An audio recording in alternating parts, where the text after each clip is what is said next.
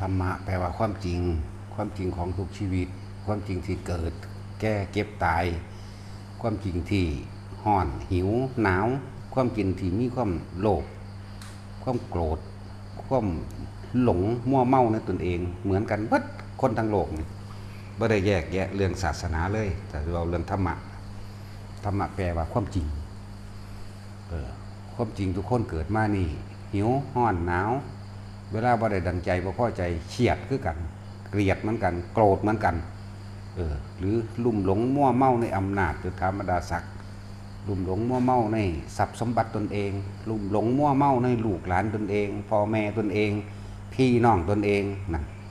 เสมอกันเบิดเลยบ่ได้เกี่ยวกับว่าศาสนาพุทธคริสต์อิสลามฮินดูซิกเส้นหยังก็แล้วแต่เหมือนกันนี่คือความจริงที่มันเกิดภายในกายภายในใจของเฮาเลยนี่ธรรมะแท้ๆมันเห็นมันแม่นบ่ล่ะเกิดภายในกายเลยความจริงกายนี่เกิดมาแล้วก็หิวก็ร้อนก็หนาวเนาะก็ป่วยก็เจ็บปวดหัวเก็บแขวเหมือนกันแล้วเวลาน้ำแท่งก็เจ็บคือกัน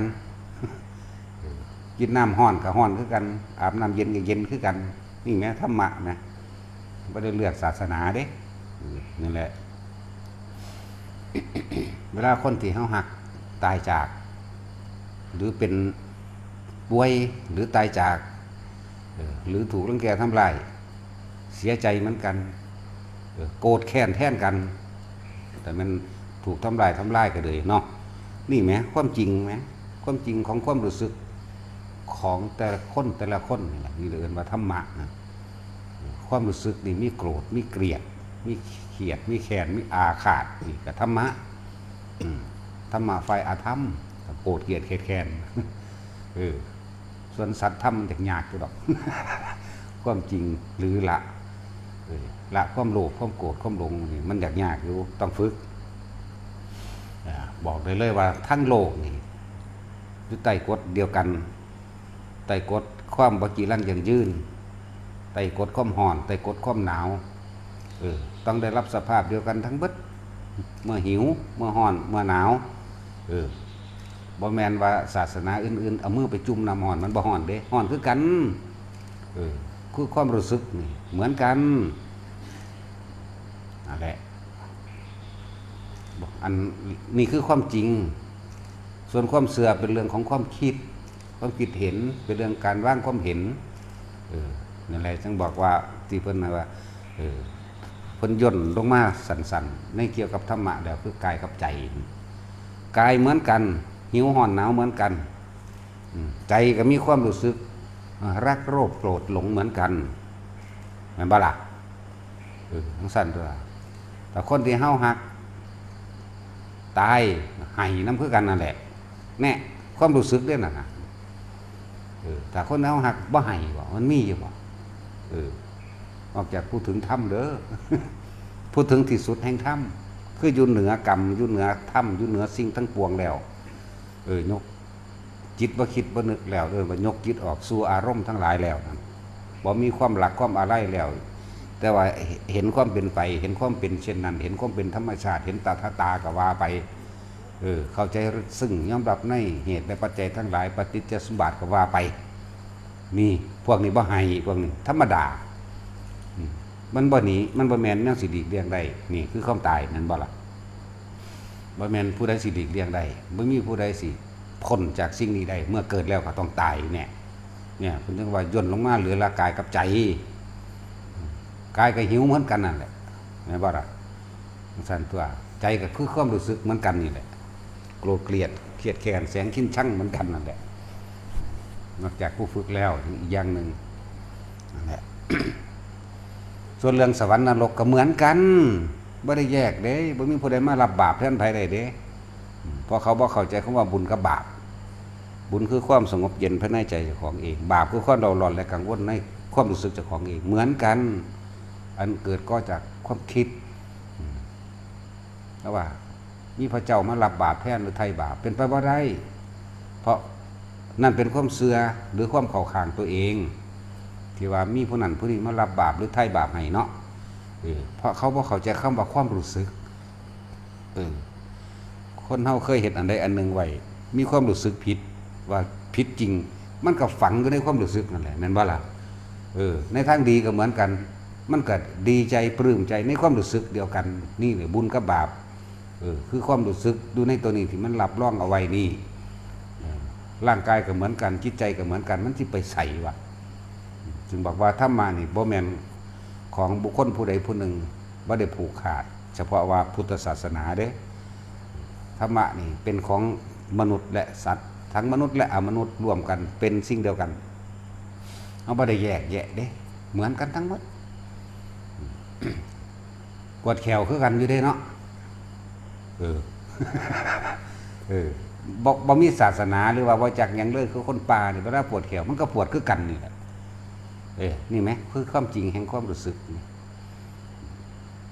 ไม่มันตะสัตว์มันก็ปวดแขวได้ห้องบ่หูน้ำมันซื่อๆมันบ่เว้าจริงๆมันเว้าอยู่เด้เวลามันไข่ก็สังเกตเบิ่งเด้อหมาไข่หมาไข่สังเกตไปหากินยอดผักอีตูใบตะไคร้กับใบไผ่เวลามันหักออกคือมันเศร้ามันสวงหมาเศร้าก็เป็นคือกันเด้เนาะจักว่าตัดสินหมาเศร้า มันก็คิดฮอดลูกคิดฮอดอันเจ้าของมันคือกันมันก็ไห้คือกันเด้นั่นนี่แหมธรรมะแหมนี่คือความจริงของทุกชีวิตสรรพสัตว์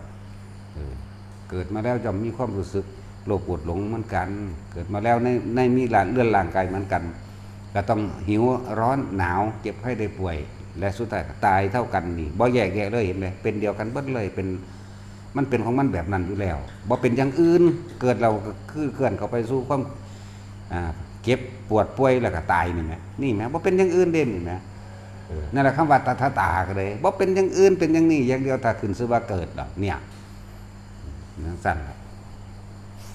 เฮาก็ฝึกยกหรือใครครวญพิจารณาเห็นมันถึงความจริงตัว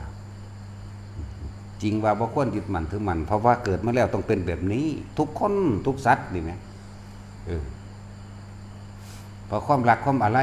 นั่นมันต้องถอนตัวนี้ออกให้เป็นให้ได้ก็มันจิตนั้นมีกำลังกล้าแล้วมันก็ถอนมันเองดอกจังว่าธรรมะบ่ได้แยกแยะบ่ได้เป็นเรื่องศาสนาเลยเป็นเรื่องความจริงที่ว่าเรื่องของศาสนาเพราะว่าบุคคลผู้นำสิ่งเหล่านี้ก็เลยปลีกตัวเองทำเป็นอัตลักษณะทางบ่แม่นถือตัวตนเข้าใจว่าล่ะลักษณะของบุคคลผู้ปล่อยวางต้องแต่งตัวแบบนี้ต้องคือพระพุทธเจ้าเพิ่นตัวเป็นเหตุผู้ที่แรกเห็นว่าล่ะลูกศิษย์สาวกของเพิ่นเองก็เฮ็ดตามกันตัวส่วนการสิปล่อยว่าปล่อยภายในใจของไผของมันรู้ดีหน้าแต่ละคนรู้ดีหน้าในตัวเองผิดก็รู้ดีถูกก็รู้ดี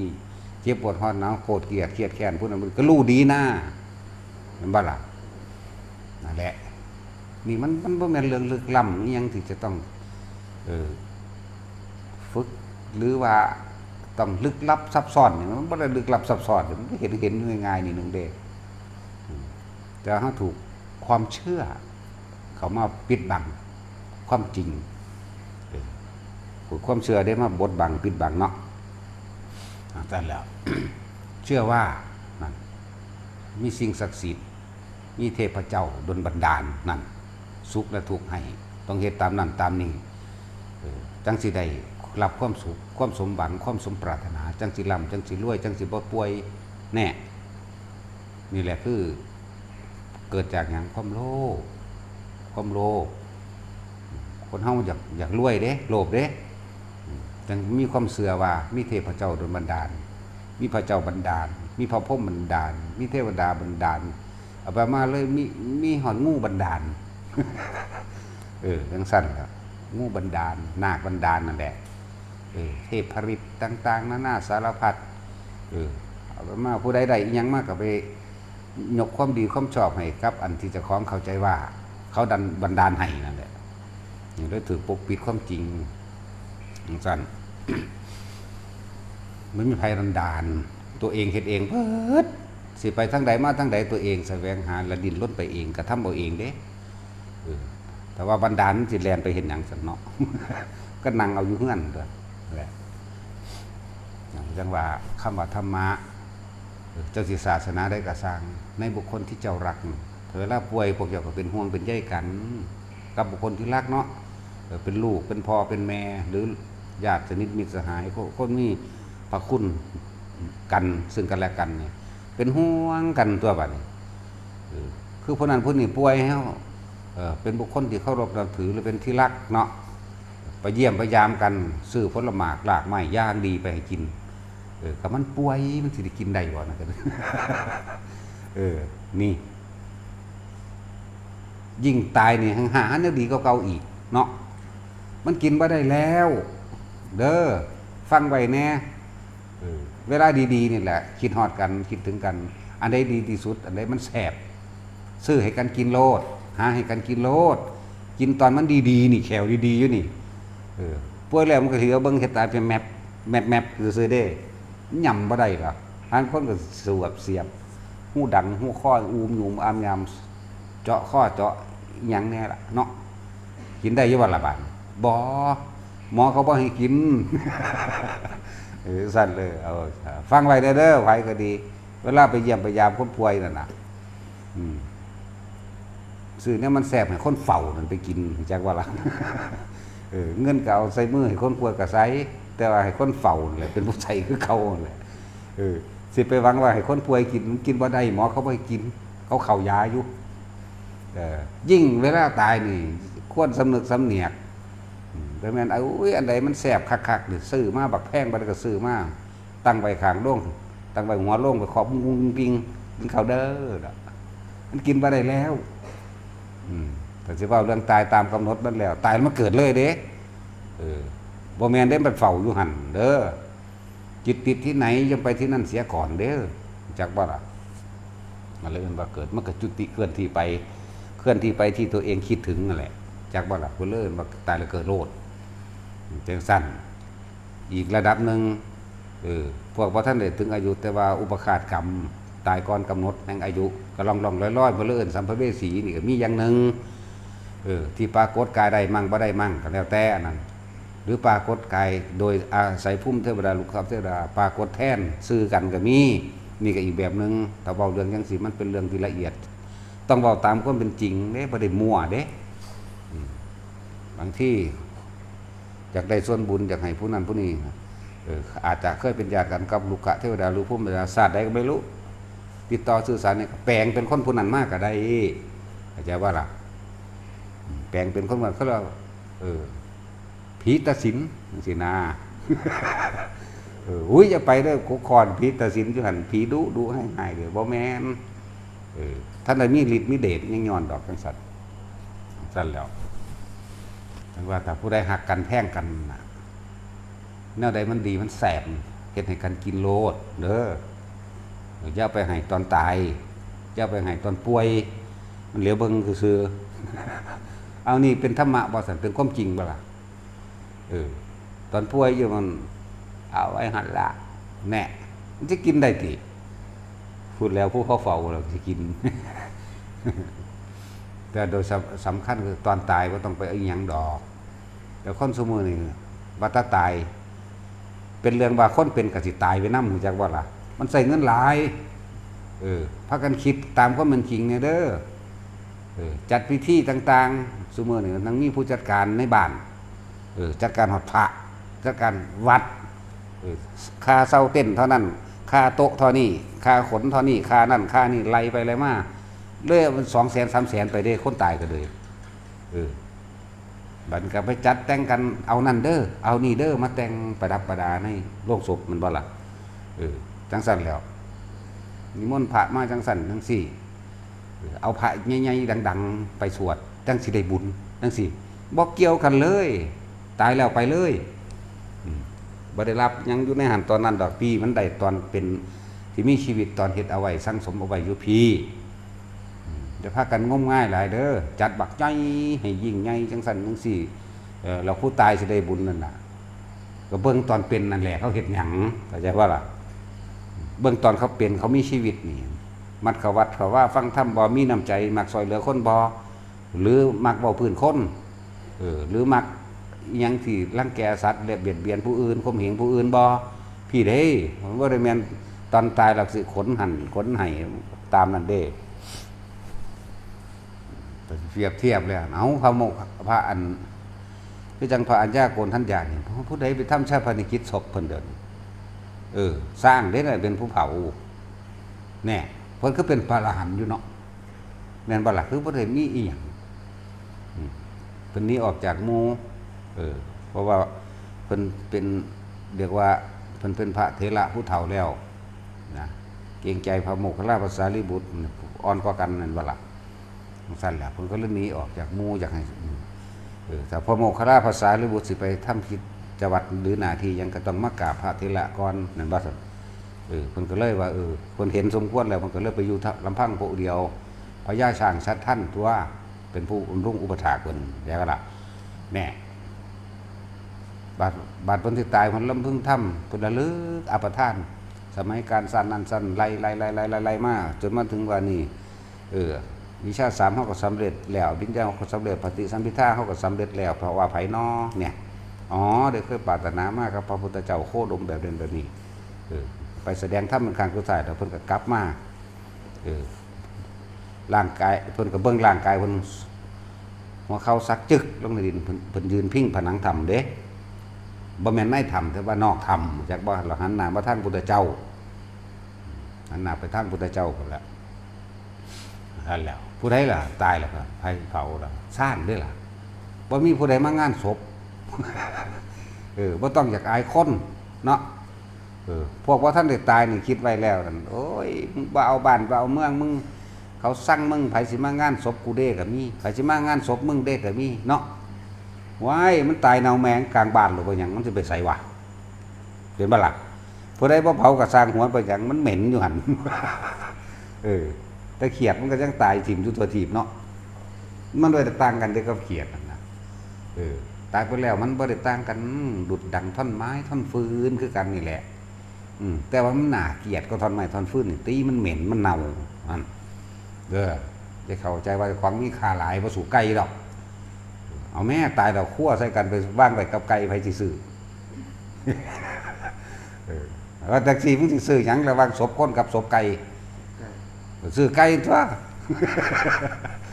เอาว่าความจริงนะนี่นะธรรมะเนี่ยถ้าเขาเอาโง่นี่เปรียบเทียบแม้กระทั่งเอาไปเลย10,000 บาททั้งเงินพร้อมทั้งศพไก่ทั้งศพอันไอ้คนพร้อมมึงก็สิเอาอยู่บ่แน่ก็ต้องสั้นตัวลองใส่ไก่บางได้กูขุบโหลดตั้งแต่บ่เอาเงินจ้างไปจังซื้ออยู่แม่เนาะสาวว่ามีขาสำไก่สู่หวกก็บ่ได้ดอกเอาแม่หวกใส่ขี่กับคนใส่ขี่เอาไปกองข้างๆกันพวกเจ้าสิเลือกหยังเอาหวกกูแล้วกูมาหมกเนาะฐานบ่พ่อกับขานะโมหรือใส่กันออมแมงใส่กันหล่นใส่ผักใส่ดึกเพิ่นทำงานหนักธรรมดาบ่มีประโยชน์จักหน่อยอยู่ดิควรน่ะมันไปฝึกมาแล้วเด้นี่ถ้านอนจังใดหรือว่านั่งสมาธิแบบใดสิบ่ตกผาต้องแบบนี้นี่ก้างเขาแบบนี้ข้างแบบนี้โง่ไปก็บ่ไปถ้ากี่มันดังตั้งๆได้สั่นงวกไปได้อุ้มลุ่มลงบนปุ๊บ่ดึงสั่นแล้วนี่ก็เอิ้นไปฝึกมาแล้วจากผู้ถอกจากผู้หยังแน่ละนั่นเห็นบ่เบิ่งเอาว่านี่เขาบ่เบิ่งกูปานใดดอกเขาซีดมีเบิดแต่ว่าความจริงแต่ละคนฟังเด้อมีหยังดีมีหยังแสบๆหรือมีหยังที่นั่นเอาให้กันตอนที่เป็นมีชีวิตอยู่จะไปให้ตอนตายมันบ่มีหยังแล้วจิตติดที่ไหนคือความคิดของเฮาเองมันสิเคลื่อนที่ไปหันซะก่อนนั่นแหละส่วนคำว่าพบเป็นดังพื้นนาก็หมายถึงอารมณ์เพราะอาศัยรูปนั่นที่คิดถึงจักบ่ล่ะคิดถึงคำว่ารูปนั่นเข้าใจยากแต่จู่เจ้าคิดฮอดเมียเจ้าดูเห็นปั๊บโลดอึดอยู่จังซี่ก็เหมือนกันเนาะมันคิดฮอดอีอันยังวิสามันดูเนาะก็เห็นปั๊บโลดนั่นแหละคิดติดที่ไหนหมายถึงเฮาไปคิดถึงนั่นมันก็คิดถึงแล้วนี่เจตนาไปแล้วเด้ตัวคิดไปแล้วเด้นั่น ถึงรูปนั่นแล้วบัดนี้ความสิปรุงแต่งเรื่องใดเรื่องใดต่างหากจึงจะก่อเกิดอารมณ์บัดนี้เห็นว่าล่ะพบก็เกิดขึ้นตัวบัดนี้แหละมันไปแบบนั้นโมเมนต์ว่านิมนต์พระดังๆมาหลายๆจ่ายเงินแพงๆที่จริงจ่ายเงินพระบ่แพงหรอกจ่ายเงินเหล่าที่มันแพงกว่าอีดีนั่นแล้วตัวพระใหญ่ๆจริงนั่งกระซังใส่เอาให้สูงสุด10,000เนาะนอกนั้น500แต่ว่าค่าเราเบิด150,000จะไปทั้งนั้นได้หลายกว่าแล้วนั่นแหละถ้าสิมียังดีๆให้กันให้ตอนที่มีชีวิตอยู่ดีๆปกตินี่แหละบ่จะไปตอนตายนั่นบ่มีหยังดอกมันเจ้าสิเผาหรือบ่เผาก็สร้างบุญหรือบาปเขาเฮ็ดไว้ฝังไว้ในความเคยชินของเขาแล้วจะพากันงมง่ายหรือว่าจากอายย่านบ่มีคนมางานศพย่านบ่มีเงินเฮ็ดค่าศพตรงนั้นว่าเอาง่ายๆก็ได้เด้ถ้าเข้าใจกันดีแล้วแต่ว่าตายว่าก็เฮ็ดตามกฎหมายไปแจ้งบางหันไปแจ้งนี่พวกอันญาติพากันหามไปเผาเลยก็บ่เป็นหยังเด้ล่ะบ่มีหยังนี่แหมความจริงแหมสั่นพระอรหันต์หลายองค์อยู่ในป่านี่ดงตายน่ะมีผู้ใดไปเผาด้วยล่ะแม่นบ่หรือบ่แม่นพระอรหันต์ก็สั่งคนธรรมดาตายเน่าอยู่แต่ละสารทิศมันก็สูญสลายไปคือเก่าอยู่มั้ยเนาะเอาเบิ่งสงครามต่างประเทศโดนนั่นน่ะตายหลายคักหลายเขาใส่รถดำลงขุดเป็นร่องลงบักเลิกๆเนาะมือแม่โคกวาดลงแน่ก็เอาดินกบโลดมั้ยสั่นตัวแม้นมีมาตรการในสมัยได้แล้วคือเข้าไปขุดพอกระดูกคนวัตถุโบราณหรือคนโบราณจังซี่แน่จังบ่เหลือเห็นแต่กระดูกพลอนพวกตายไม่สงครามอยู่เดียวนี่ที่เอาอีกจัก50-60 ปีหรือ100 ปีข้างหน้าพวกนั้นไปขุดพ่อก็โบราณคือกันนั่นตัวนั่นแล้ว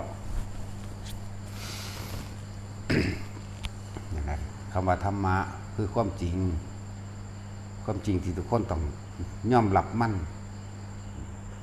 คือคนที่สร้างบารมีคุณงามความดีความเป็นเพียรนี่มันมีหน่อยเนาะยังว่าใน100นี่จะหาคนกล้าสักเพียง1คนก็ยังยากเห็นบ่ล่ะใน 1,000 นี่จะหานักปราชญ์บัณฑิตนี่สักคนหนึ่งก็ยังยากอยู่เด้ใน100,000 คนจะหาคนที่มีสัจจะสัก1 คนก็ยังยากเด้คำว่ายังยากจักสิได้หรือบ่ได้เด้นั่นบ่ล่ะแต่ในจำนวนคนมากเท่าไหร่ก็ไม่รู้นี่ที่จะหาคนที่เสียสละทุกสิ่งทุกอย่างเพื่อผู้อื่นได้นี่ไม่รู้จะใช้จำนวนคนเท่าไหร่จึงจะมีตัวธรรมดาเลยเท่าไหร่นั่นบ่ล่ะ4อย่างหายากแต่ใน1 2 3 4 10ว่ามามีร่วมอยู่คนผู้เดียวคือพระพุทธเจ้าบ่ล่ะสั่นแหละ ถึงเป็นคนบอกจริงพร้อมมีสัจจะเนาะต้องเสียสละบทุกสิ่งทุกอย่างเนี่ยทั้งสั่นเอาเรื่องสั่นเอาต้องบอกจริงทั้งเป็นนักปราชญ์บัณฑิตนั่นบ่ล่ะต้องเป็นคนกล้านักปราชญ์สัจจะและเสียสละทุกสิ่งทุกอย่างนี่มีอยู่ในพระโพธิสัตว์นั่นแหละสั่นพวกเขามาพบพอแล้วให้นึกเข้ามาถึงความจริงของเจ้าของเองนึกถึงเขาระวังกายเจ้าของเองกับระวังใจของเจ้าของเองเป็นคือเพิ่นบาบ่นอเนาะนึกเข้ามาตั้งแต่เกิดมานี่หิวห้อนหนาวเจ็บไข้ป่วยปวดแขวปวดหัวถือน้ำห้อนลวกก็ห้อนคือกันเด้เนาะศาสนาอื่นๆก็ห้อนคือกันเด้ถ้าสิเว้าเรื่องศาสนาแต่ถ้าเฮาเว้าเรื่องความจริงของทุกชีวิตสรรพสัตว์แล้วถือน้ำห้อนลวกก็ห้อนคือกันถ้าเป็นหมาก็เงยง้างไปเลยคือกันถ้าเป็นคนก็โอกอากจมดาไปทั่วทีบย่างไปหัวตำใหม่ก็เก็บหัวคือกันเด้บ่มีผู้ใดมารองรับความเจ็บปวดให้เฮาได้เนาะพระเจ้าพระพรหมบ่ได้เจ็บนั่นคือความเชื่อแต่ว่ามันมีจริงมันให้ตำหาแมงหยังเนาะ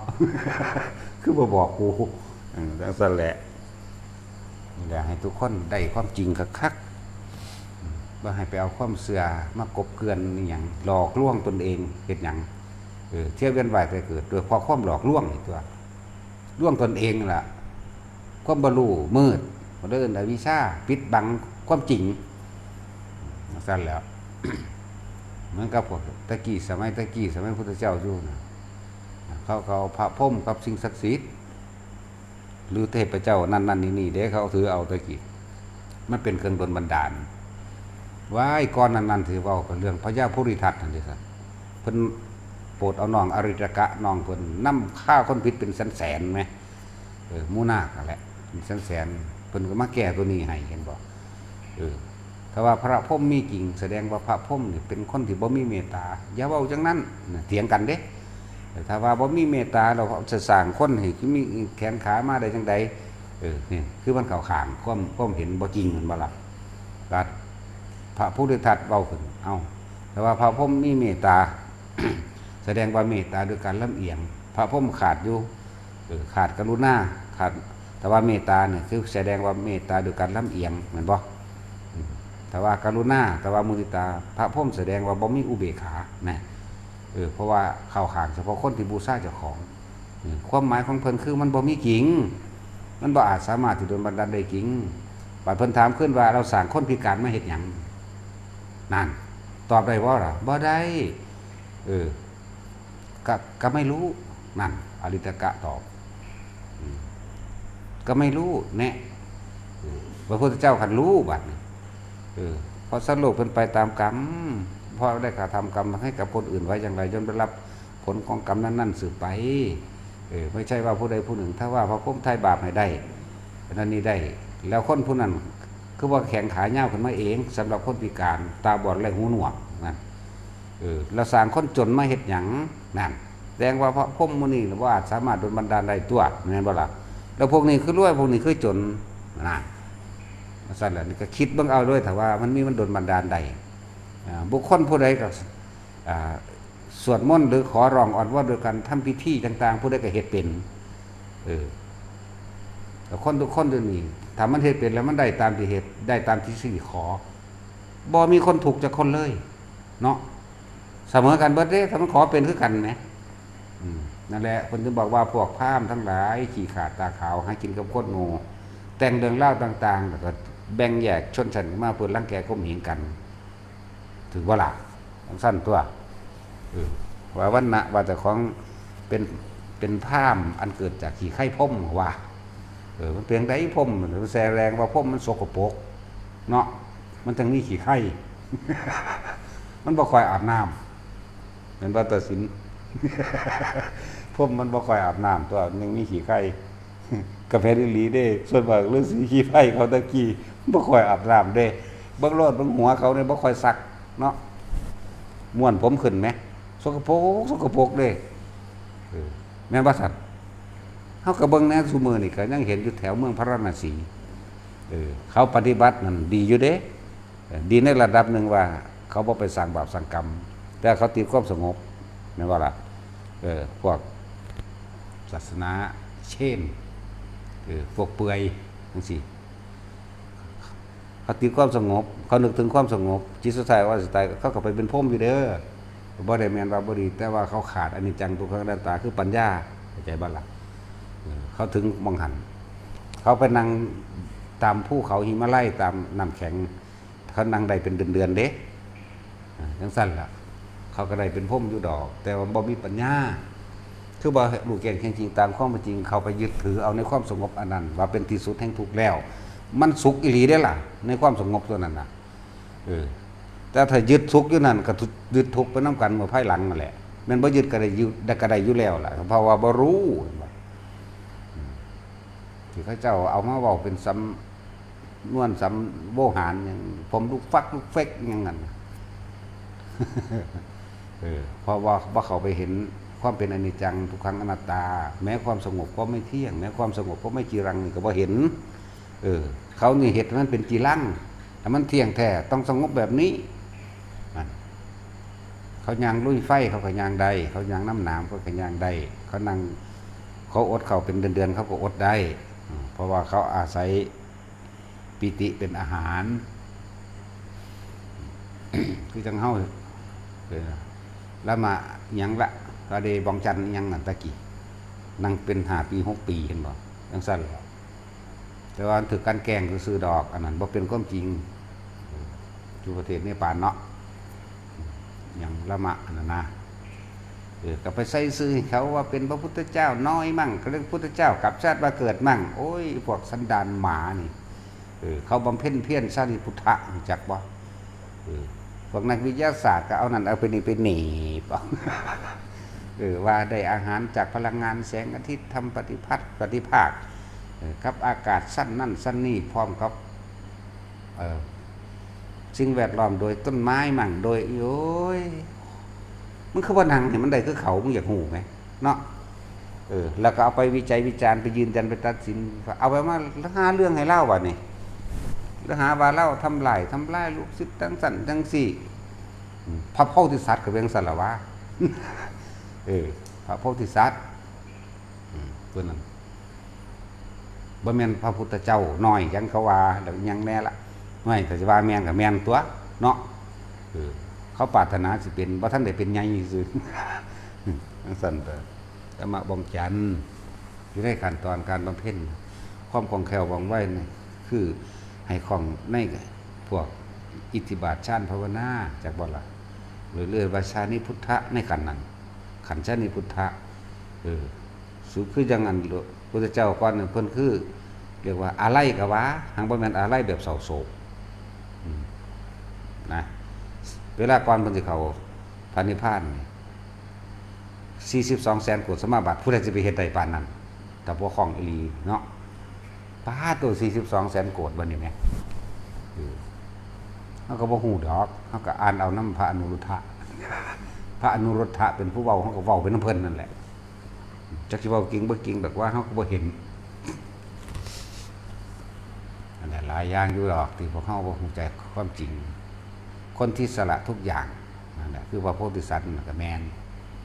เพื่อผู้อื่นใดได้นั่นนะแล้วเขาไปหาเรื่องเพิ่นเนาะ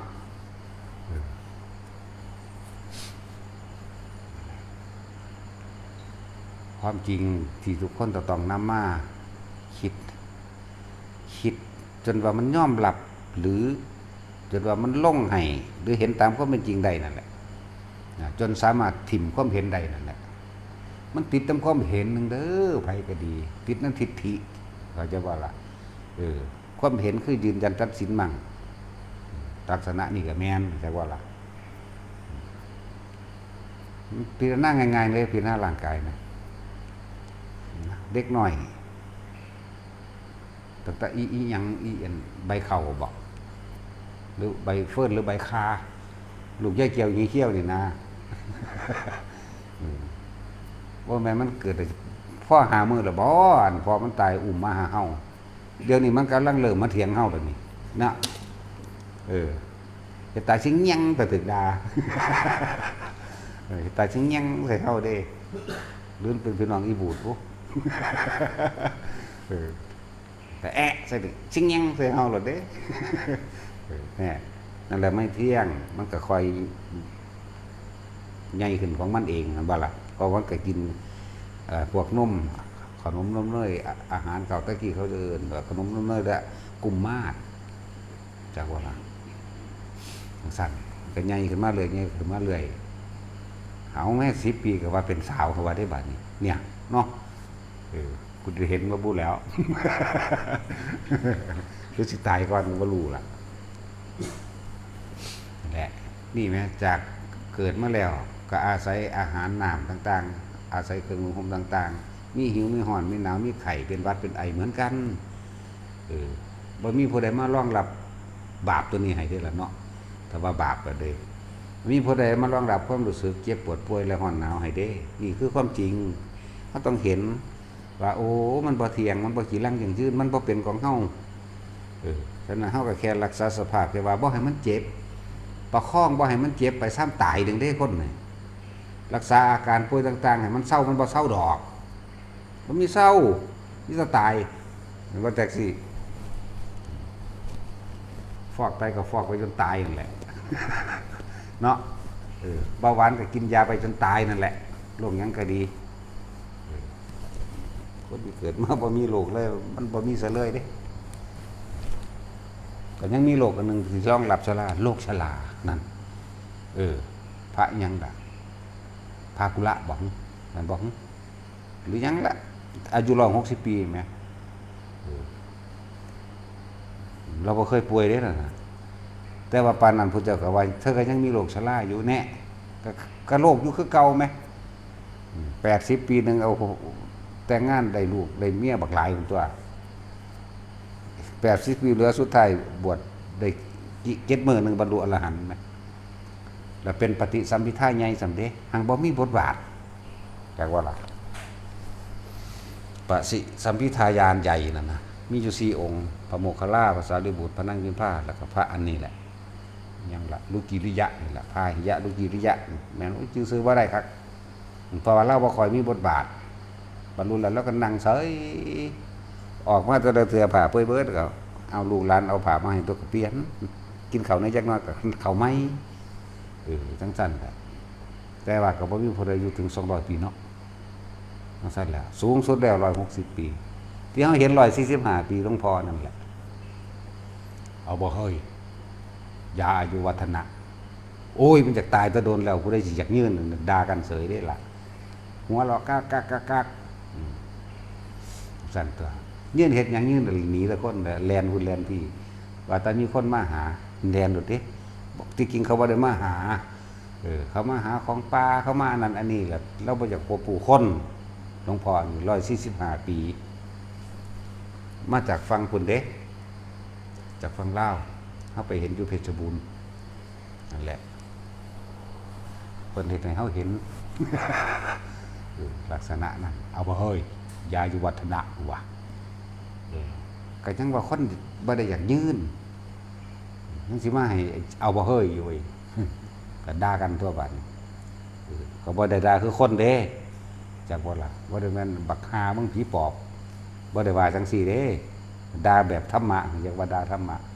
ไผสิอยากยืนเท่านี้นี่เอิ้นว่าด่าจักบ่มาฝืนหยังกับคำสอนพระพุทธเจ้านี่เอิ้นว่าด่าภาษาธรรมนี่ด่าภาษานั้นนี่จักบ่ล่ะหาปรุงยามากินย่านตายบ่นี่เอิ้นว่าด่าภาษาธรรมหัวเก๊กๆล่ะ สิมีอีหยังด่าหัวเนาะเขาก็เพิ่นก็ด่าเฮาคือกัน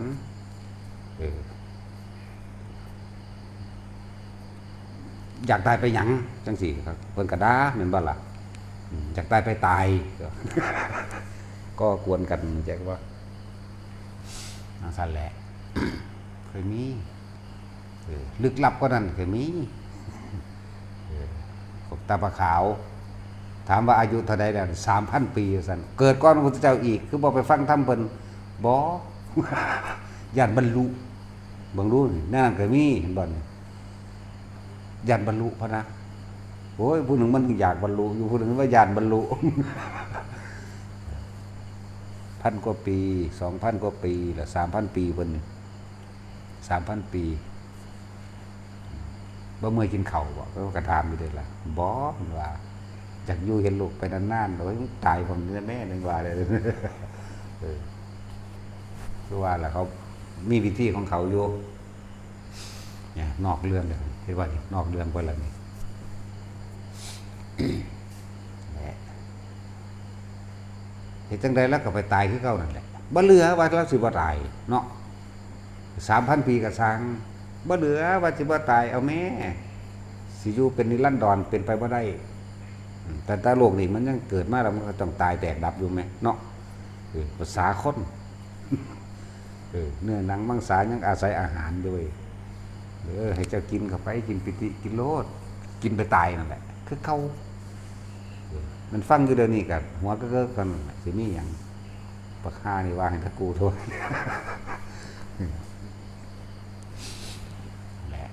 นี่คือความจริงของทุกชีวิตสรรพสัตว์เกิดแก่เจ็บตายเสมอกันเบิดบ่เลือกมาทั้งมนุษย์และอมนุษย์เลยได้นี่เว้ามานี่แต่ว่าอมนุษย์ก็ต้องแยกให้ฟังอีกว่าพวกแล้วก็ตั้งสัตว์นรกก็เอิ้นอมนุษย์เมื่อไปเกิดในนรกแล้วมันก็เบิดอายุจากนรกเลยว่าตายจากนรกเหมือนกันเข้าใจว่าล่ะ มันไปเกิดเทวดามันก็ตายจากเทวดาเหมือนกันจักสิไปไสนั่นแล้วภาษายังก็เมามนุษย์อายุตั้งไว้สูงสุด100 ปีเนาะ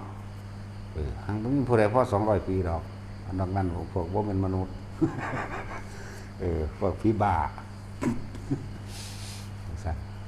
ผมก็ยอมรับความจริงจักว่าล่ะนั่นแหละเบิ่งคิดดีๆพวกอันจังว่าพวกคนตายจังซี่จะไปเสียเงินเสียทองยังถึงขนาดเชิญแขกผู้มีเกียรติแน่หรือซื้อเสื้อผ้าหน้าแพร่หรืออาหารดีๆไปตั้งไว้หน้าโรงหรือเคาะโรงบอกเอาพระมาแล้วรับสินเด้อบัดนี้บ่แม่นบ่มีทางโมโหตอนนั้นมันลงนรกเลยมันโลภหวงนั้นหวงนี้บ่อยากปั่นลูกปั่นหลานหรืออันนั้นนี่ก็ไผก็แล้วแต่เถอะเป็นคนนั้นบ่ทันเฒ่าก็ดีมันก็ลงไปเลยอวดอ้างยศถาบรรดาศักดิ์และสมบัติมันก็ไปเลยไปใส่เดรัจฉานถ้าผู้ที่นึกถึงเคยได้ถวายนั่นถวายนี่สังฆทานก็ไปเลยคือกันเทวดาเลยสั่นตัวถ้าคนที่ตายนึกถึงองค์ชาตินิดหน่อยก็พ้นมาโลกเลยสั่นแล้วแต่ผู้อรหันต์น่ะบ่มีปัญหาดอกว่างไปเบิดแน่นั่นแหละว่าทุกเสื้อศาสนาถ้าเอาธรรมะเข้าไปปฏิบัติแล้วสิเป็นหนึ่งเดียวกันบ่มีศาสนาเลยมีแต่ธรรมะคือความจริงจักบ่ล่ะแต่ที่ว่ามีนี่เพราะว่าเป็นบอกลักษณะตัวตนซื่อถ้าพุทธศาสนายังพระพุทธเจ้าก็เบิดตัวตนแล้วแต่ว่าเฮ็ดให้เบิ่งบุคคลผู้ปล่อยว่างแบบนี้เด้อบุคคลที่สละแบบนี้เด้อแล้วก็บ่มีผู้ใดมารองรับบาปบุญให้ผู้ใดได้เข้าใจบ่ล่ะบ่มีดอกพระเจ้าทั้งหลายมาไถ่บาปได้คือติดคุกอยู่ซั่นเนาะก็เจ้าของเฮ็ดกรรมเลวบ่ดีเองได้ล่ะเขาก็จับไปติดคุกเองหรือมีผู้ไทยอยู่บ่บ่นะต่างประเทศที่เขาก็ติดเรื่อยๆบ่แม่นพุทธก็เลยเนาะพุทธก็ติดคือกันนี่เห็นบ่นั่นแหละคือการกระทำโดยกรรมแปลว่าการกระทำอันใดที่เฮ็ดให้ผู้อื่นเสียหายชีวิตและทรัพย์สินเขาจับได้เขาก็เอาไปติดคุกแต่พ่อขาเขาก็ขาแม่นบ่ล่ะพ่อสดใสทรัพย์สมบัติยังเขาก็ให้สดใสเนี่ยกฎกติกาของโลกก็ดีของกรรมก็ดีมันนั่นแหละสั่นตัวแต่ผู้ดีไปทางใดคนก็ฮักคนที่มีเมตตาอารีเกื้อหนุนจุนเจือเป็นคนมักให้ท่านมีปฏิสัมพันธ์ดียิ้มแย้มแจ่มใสแห่งสั่นตัวไปทางใดเขาก็อยากให้ไปแม่นบ่ล่ะเขาก็คิดฮอดอยู่เขาก็สบายใจจากไปเขาก็คิดถึงเด้แล้วก็เอาเป็นคติตัวอย่างพร้อมทั้งสั่นตัวอยู่เขาก็สบายใจเมื่อจากไปคือตายนี่เขาคิดถึงเป็นคติเป็นตัวอย่างคือเขาคิดถึงพระพุทธเจ้าเฮานี่แหละคิดถึงหลวงตาบัวจังซี่แหมทั้งสั่นตัวมันสร้างความดีไว้แล้วคนบ่ดีคนบ่รู้จักหยังกันที่ว่าเพิ่นบ่ดีเนาะนั่นแล้ว หลายอย่างที่พวกเขาคิดคาดบ่ถึงพวกอันสู้นี่งานศพกลายเป็นธุรกิจเนาะต้องเซาอันนั้นอันนี้ต้องหูสารพัดเด้ถ้าสิเว้าตามความเป็นจริงในพี่น้องกันนั่นน่ะเอากันไปเผาอยู่หน้าอยู่ทงเลยก็ได้เด้ล่ะบ่ได้เกี่ยวกันเลยว่าสิได้บุญบ่ได้บุญนั่นน่ะบ่ได้เกี่ยวมันได้มันเป็นหยังเป็นตอนที่เป็นพี่เด้ตอนที่มีชีวิตอยู่พี่เด้เจ้าสิไปทางใดก็ถ้าเบิ่งความคิดสุดท้ายแต่ว่านั้นมันบ่มีไผรู้บัดนี้นอกจากตัวเองรู้ในตนเองแม่นรู้แล้วก็มาบอกไผบ่ได้แต่ว่าไปสวรรค์ก็บ่ลงมาบอกมื้อนึงเขามันก็50 ปีแล้วเอาถ้าสวรรค์สันต่ำแม่นบ่ล่ะสมมุติว่าไปอยู่ในสวรรค์จักมื้อนึงก่อน50 ปีล่ะโอ้คิดถึงพวกนั้นเด้มาบ่ทั้งลงนรกล่ะเจ้ายังไปบอกกันเนาะยิ่งประเภทพวกพรหมโลกที่โอ้ยมื้อนึงเขาทางนี้โลกหมุนไปเบิดล่ะธรรมดาบ่สั่นแล้วยิ่งไปพรหมโลกก็หังอายุยืนซ้ำวันนี้เป็นคือเฮามาอยู่นี่จักมื้อนี่แหม แต่ทั้งนี้มุนเบิดแล้วแม่โลกนี่แม่เข้าใจว่าเดี๋ยวนี้ไปจังสั้นแล้วโอ้ยเปรียบเทียบกับ1 ต่อ 1มือนี่กูจะสิเปรียบเทียบต้องได้แล้วมันก็เทียบบ่ได้ก็วางซั่นล่ะเนาะคือไปเข้าเดือนจักมือกันหน้าเนี่ยกลับมาเบิ่งโลกตั้งใหม่ก็ยังมีไงมันไปถึงช่วงนั้นแม่นบ่ล่ะซั่นแล้วหรือว่าตกนรกนั่นแหละเอานรกอ่อนๆโลลุวะนรกนี่นะเอาอ่อนๆนี่แหมมือนึงแล้วมัน50 ปีนรกพอได้วิทย์ขึ้นมาจังแน่เดี๋ยวหาเบิ่งญาติเจ้าของญาติเจ้าของบางคนก็ไปสวรรค์แล้วแน่มันขึ้นไปหาเขาบ่ได้เด้ฮู้อยู่เด้ว่าผู้ใดไปสวรรค์หรือนรกฮู้ได้เป็นจังสิบ่ฮู้เห็นบ่ล่ะคือปลากับบินภิกษุหั่นบ่น้องสาวกับแม่พาเฮ็ดผิดแต่ของก็เฮ็ดผิดเองนำนั่นแหละแม่กับน้องสาวไปตกนรกแต่ของนั้นเพราะว่าอำนาจบุญตัวนึงพอได้พักผ่อนมาเกิดเป็นสัตว์เดรัจฉานคือเป็นปลาทองไปติดเบ็ดติดแหเขาที่เอาขึ้นมาเอาไปขายเขาซื้อมาไว้พระพุทธเจ้าสิเฮ็ดให้ปลาเว้าเห็นบ่ล่ะปลาตัวนี้ซื้อไว้จังซี่สมัยนั้นพระพุทธเจ้าองค์นั้นเนี่ยเดี๋ยวเฮาสิให้ปลาเว้าพี่ชายของเธอไปไหนบอกว่าไปนิพพานแล้วเจ้าค่ะน้องสาวกับแม่ไปไสตกนรกต่อจากนี้เธอสิไปไสนั่นแน่มันรู้อยู่ได้ล่ะแม่นบ่ล่ะเป็นนรกตัวเพราะแต่ว่าเราก็หัวฟาดตายไปนรกจังซั่นแหละฮู้อยู่เป็นหยังมันสิบ่ฮู้ นั่นแหละทุกคนเกิดมาต้องตายนี่คือความจริงบ่เหลือแน่นอนทำนายถึกเบิดพระพุทธเจ้าห้ามบันไดก็บ่อยู่ ห้ามไปทำนายตัวนี้ทำนายเถียงเกิดมาต้องตายบ่เหลือจักคนว่าสิบ่ตายนี่เฮาต้องยอมรับมันบ่ได้โศกเศร้าได้ผู้ใดตายก็ดีธรรมดาเข้าใจคำว่าธรรมดาบ่ ก็มันเป็นจังซั่นของมันสิเอาผู้ใดไปห้ามให้กันบ่ให้ตายได้เนาะเป็นจังซั่นแล้วก็เลยเป็นธรรมดาแน่บ่เหลือว่าสิบ่ตายนั่นแหละจังว่าแต่ละคนก่อนสิตายพวกเฮาคิดกับเรื่องใดนี่แหมคิดกับความคิดเร็วๆหรือความคิดดีๆนั่นน่ะสิคิดกับเรื่องใดมันไปกับตัวนั้นต่างหากตัวที่ชินจนเกิดกลายเป็นอารมณ์พุ่นเด้จักบ่ล่ะการกระทำต่างๆก็เกิดจากความคิดทั้งเบิดนั่นแหละการเว้าก็เกิดจากความคิดก่อนการกระทำก็เกิดจากความคิดก่อนได้คนบ่คืออันพระเพิ่นเด้พระเพิ่นบ่ได้คิดเด้เพิ่นเว้า พระอีหลีเด้บ่แม่นพระอีเล่นจักว่าล่ะ เวลาเพิ่นแสดงธรรมนี่ว่าพระอีหลีเนี่ยพุทธขึ้นรถเด้จักว่าล่ะคือจังคือหลวงปู่มันจังซี่มันบ่ได้คิดไว้เด้อมื้อนี้คุยเทศเรื่องนี้เทศว่าจังซี่ว่าไปจังซี่บ่ได้ว่าคิดไว้เด้อไปเลยเด้หลวงปู่มันหลวงปู่บัวเฮานี่แล้วก็ตั้งพุทธเจ้าแต่พุทธเจ้ากำหนดรู้อยู่พุทธเจ้านี่เพิ่นสิมีพาสติสกอนอยู่แล้วล่ะกำหนดไว้บัดนี้เบิ่งว่าอันนี้เป็นสมควรหรือบ่สมควรกับชนหมู่มากนั่นว่าล่ะแต่ว่ามหาชนนี่เทศแบบนี้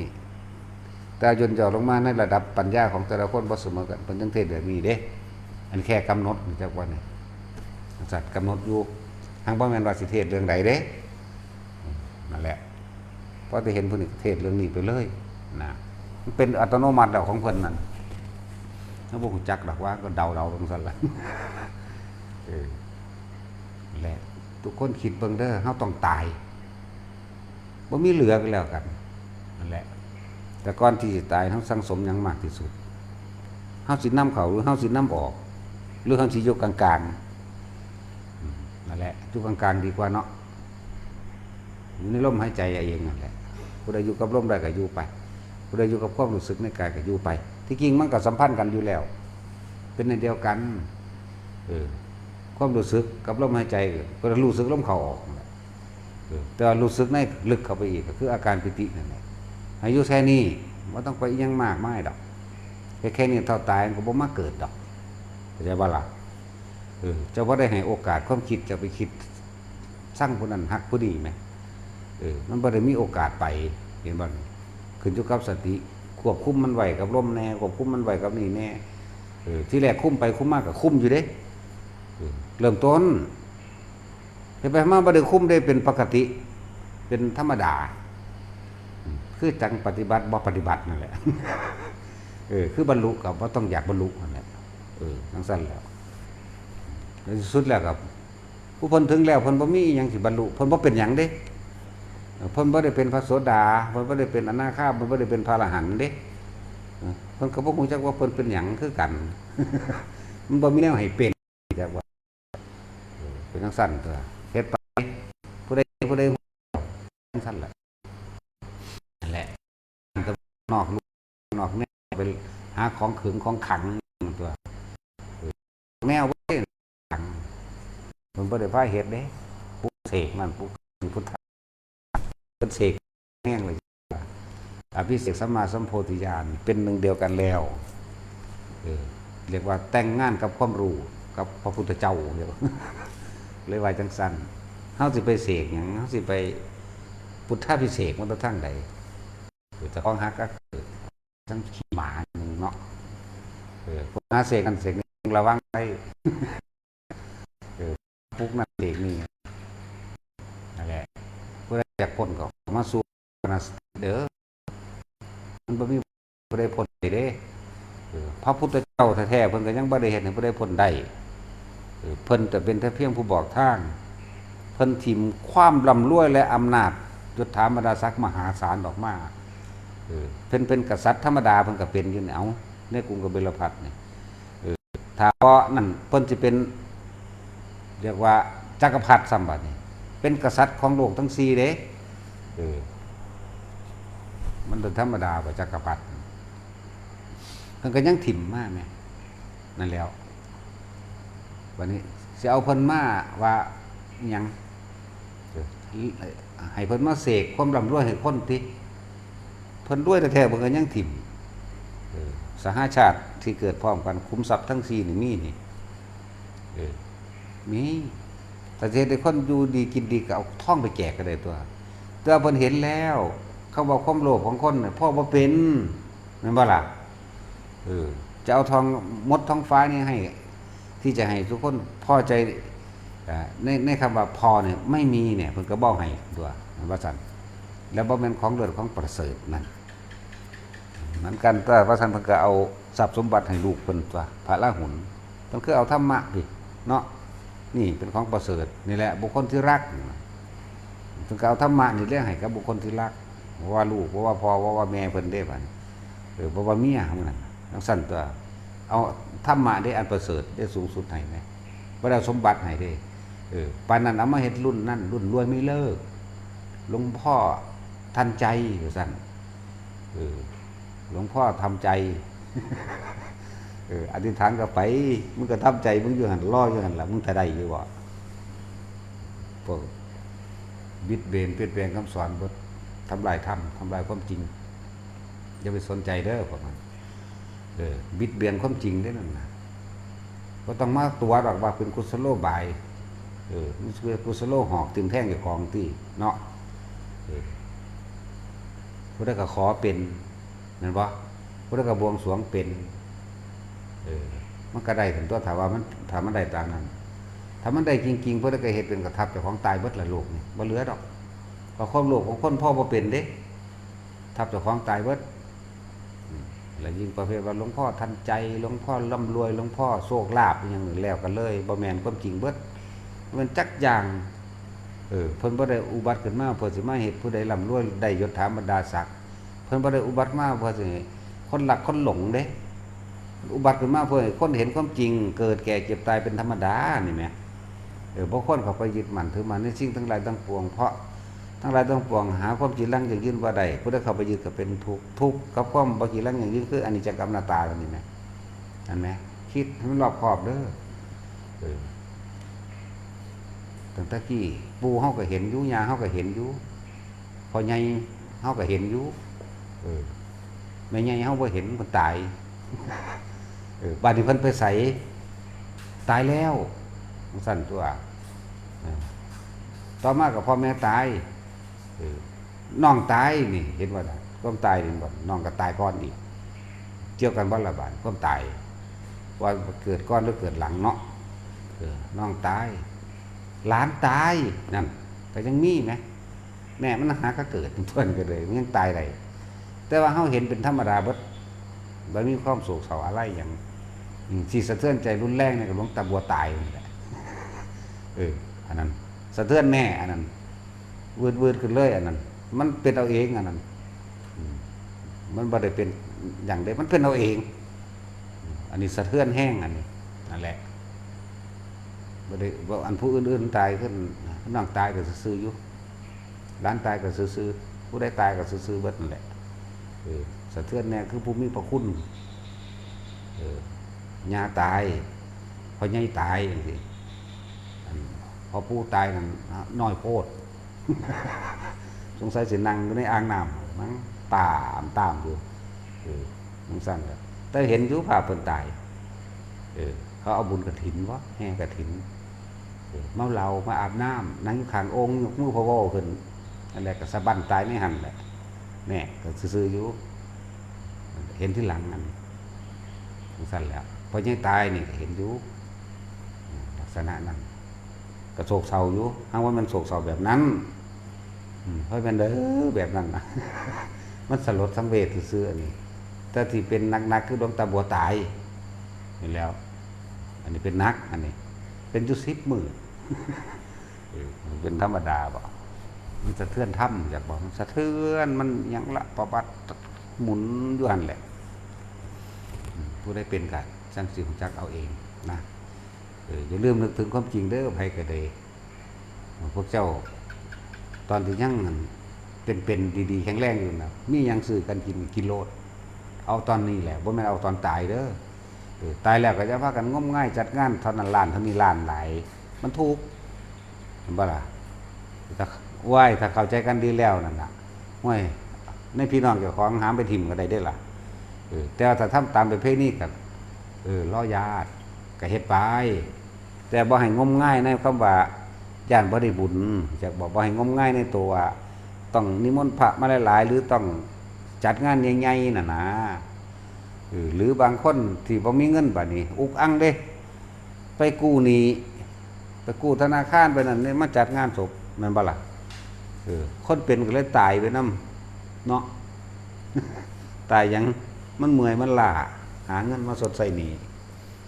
ท้อแท้อ่อนแอวันไหวแล้วเฮ็ดจังได๋ล่ะบาดนี้โอ้ยอันทางเขาเอาแพงหลายก็เอาไปเผากันเองก็ได้ตัวว่าถ้าสวดทั้งดอกอาจจะว่าล่ะว่าถ้าสวดหยังแต่คนอยู่ใดอยู่ใกล้ใครดีก็หามาโลดเผาให้ถ้าอยากให้สวดพระอยู่นี่เป็น100สวดได้เบิดนั่นแหละบ่ให้เสียจักบาทได้เงินพร้อมเนาะสงสารตัวก็อีหลีนี่แล้วผู้ได้ตายเฮาก็เอาอันนั้นอันนี้ไปให้ซอยเขาแน่ผ้าก็เอาไปเงินก็เอาไปถ้ามีเนื้ออยู่เนื้อกินก็เอาไปได้ล่ะแต่เฮาบ่ไปสวดดอกเพราะว่าเขาบ่เอามาให้เฮาสวดก็สิสวดเฮ็ดหยังก็นี่เด้เทศนาการว่าการคือให้พรนี่เอิ้นว่าให้พรให้กำลังใจให้แนวทางให้กำลังทางสติและปัญญาพิจารณาหาความจริงเอิ้นว่าพรพละนี่แปลว่ากำลังก็ไล่เอาตัวสิกำลังหยังก็ดีกำลังกายกำลังใจกำลังวาจาก็ว่าไปตัวนี่ละพรเป็นจังซี่นั่นแหละด้วยตายนี่ถ้าเขาบ่อยเผาน้องผมเผาน้องพีพระร้ายก็แล้วกันเนาะส่วนบ่มอยู่เป็น100เพิ่น สิไปง้อเม่นไผฟื้นก็มีคือกันอยู่เนาะมาโลดสวดให้ฟรีเผาให้ฟรีบ่ฟรีสำนักซอยเงินอีกต่างหากสิจ้างสวด บ่แม่นให้เขาบ้านจ้างเด้เฮาจ้างแต่สิเว้าเรื่องจ้างสั่นตัวเขาบ่จักดอกสงเคราะห์โลกเนาะมีแต่ว่าจ้างแม่นแล้วสิได้เงินหรือวะได้เฮาท่องพุ่นแล้ว เนาะตาสินซอยเบิดเขาบ่จักสงเคราะห์โลกเด้เพราะว่าเขาบ่เคยสงเคราะห์ไผแม้ต่างคนในครอบครัวตัวเองพี่น้องตัวเองก็ยังฆ่ากันเนาะสิไปว่าอีหยังพระสงเคราะห์โลกมันก็เข้าใจเอาเงินไปแจกเอาเงินไปซื้อเด้ โอ้ยพวกบ่มีแนวสิเทียบ เอาสมาทาน โอ้มึงมา